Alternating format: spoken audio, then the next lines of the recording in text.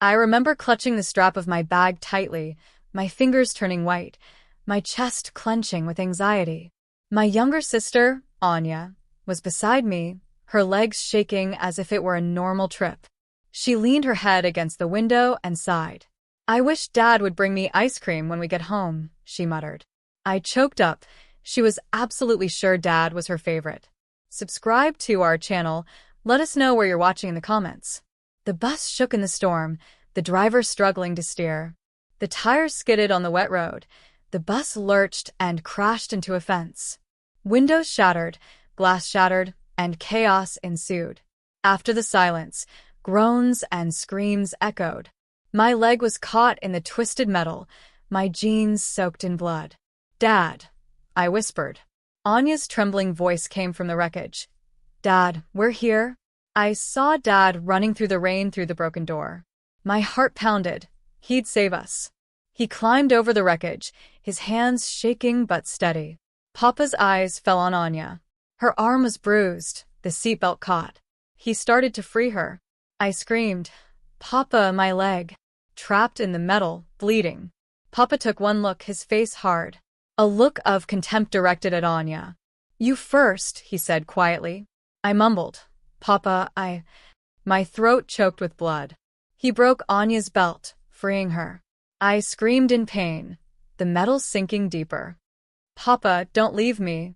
My screams echoed. He held Anya in his arms, shielding her from the rain, as if she were fragile glass. Her back was to me. She clung to his neck, looking at me, and laughed. A light, cruel laugh, as if seeing me trapped there, bleeding, was some kind of perverse amusement. "Don't waste time, Papa," she whispered, clutching his neck.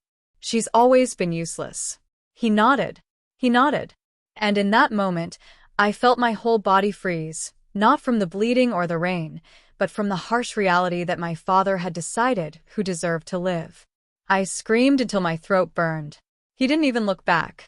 He lifted Lily from the rubble like a trophy, leaving me there among the steel and glass. Minutes later, sirens wailed. Red and blue lights flashed through the rain, and rescue teams rushed in. A firefighter crouched beside me, his voice booming. "Hang on, we've got you. You'll be okay." But as they ripped through the metal to free me, all I could repeat was, "They abandoned me." My own father abandoned me.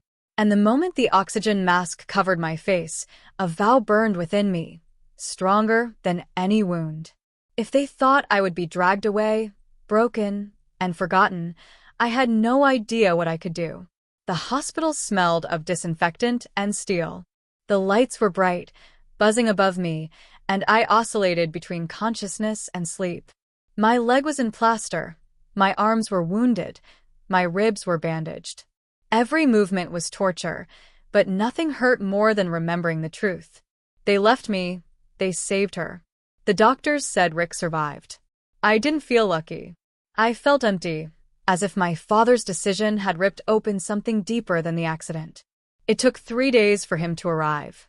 The door creaked, and there he was, my father, now straight and dry, his shirt ironed, his face expressionless, Lily behind him, lightly bandaged, her arm in a sling, smiling, as if this was all a test he passed and I failed. "You're still breathing," he said flatly. "Doctors really waste their time, don't they?" My throat burned, words struggling to come out. You left me. I was covered in blood, screaming for you, and you were gone." He didn't move or stammer, but hunched over. His breath smelled of coffee. His voice was soft, just for me. "You should never have lived. That accident just showed the world what I already knew." Lily laughed behind him. "He's angry that you chose him first, as always." The world spun around me. My heart raced, anger raged inside me. "I'm your daughter too," I spat, my voice cracking. He straightened, his jaw tightening. "You're not a waste. Life's just a disaster on us. You should be thankful that Lily's courage forced me to move on." He turned and walked out, carrying her like a queen. They didn't bring flowers. They didn't look back. That night, as the monitors beeped beside my bed and the pain reverberated through my bones, I cried until my pillow was soaked. Not from weakness, not anymore, but from anger, from clarity. The accident didn't ruin me. It exposed the truth.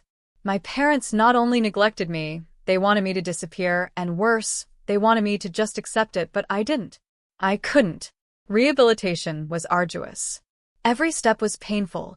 The nurses encouraged me, but my bed was always empty during visitation, no family, no phone. When I learned to walk again, no one was there with me. I was receiving gifts and compliments. I limped across the linoleum floor. Months passed and I returned home, but it didn't feel like home anymore. My room was half empty, boxes piled in a corner. I asked my father why. "Does Lily need more space?" He replied without a trace of guilt. "You don't need more space. You never have." My hand trembled on the door handle. I felt as if my lungs were burning, just like they had the day of the accident. It was raining heavily that morning, pounding on the bus windows as if the sky itself wanted to split in two. And something dark rose inside me. I couldn't change their love. I couldn't erase what they had done, but I could decide what would happen next. The plan wasn't made overnight. It heals slowly, like a wound, festering until you know it will leave a mark. I began to see, to hear, to understand what they trusted, what they ignored, what they couldn't imagine I could take away from them. They thought I was broken, following them like a lost dog. That blindness became my weapon. They had robbed my courage from their eyes. I would show them how dangerous a person without courage can be. One night, staring at the broken ceiling, the vows of tragedy returned, sharper and hotter. I would never scream for them again. That night the house was quiet, but not silent. The ticking of the kitchen clock echoed every second like the knife of lost, stolen time. My parents were asleep upstairs. Lily's room glowed dimly from the small lights hanging on its walls, like her little princess's palace. For months, I'd remained silent, obedient, bowed my head, letting them believe they'd defeated me. But every blow, every wound, every insult burned inside me like fuel ready to catch fire. And fire always finds a way to spread. My revenge wasn't about humiliating them in front of others. That would have been too easy. I didn't want them to feel the same way: abandonment, helplessness, fear, losing the security of the only place they felt safe. I'd watched, I'd waited. My father had built that shed in the yard with his own hands, with his pride, with the symbols of his power, with tools, machines, with everything that he thought made him who he was. Man, he polished his wrenches more than he watched me. My mother's garden was laden with flowers, which she cherished like her reputation, meticulously, ruthlessly, cutting down anything that didn't match her image.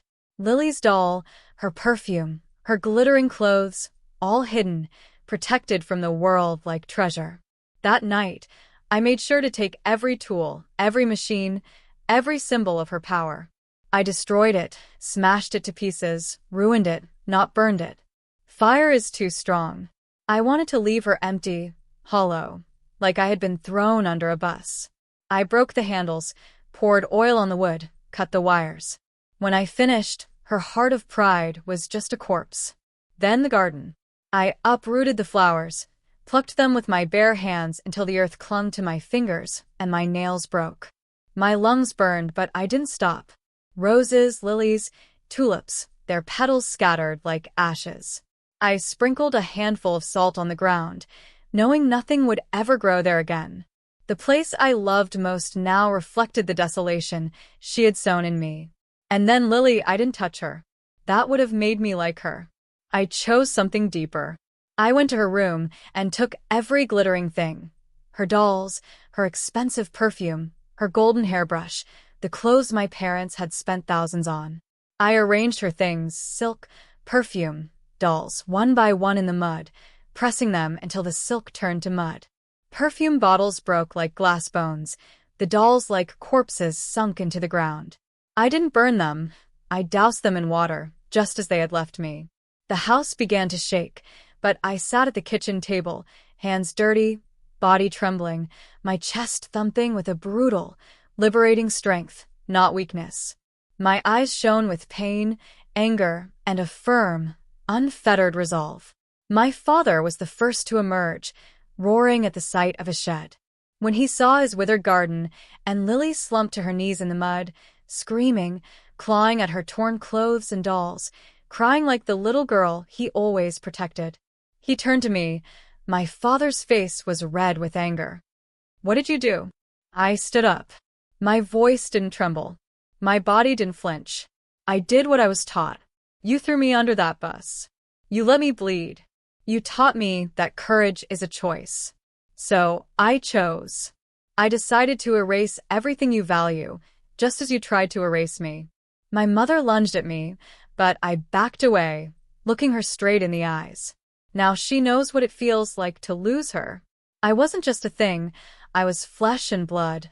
I was her daughter, and she abandoned me. For the first time in my life, he stood absolutely still. They had nothing to say, no insults, no jokes, no laughter, just silence. I left them there among the rubble, just as they had left me among the metal and glass. Only they weren't bleeding, they weren't broken, they were empty. And for the first time, I felt whole.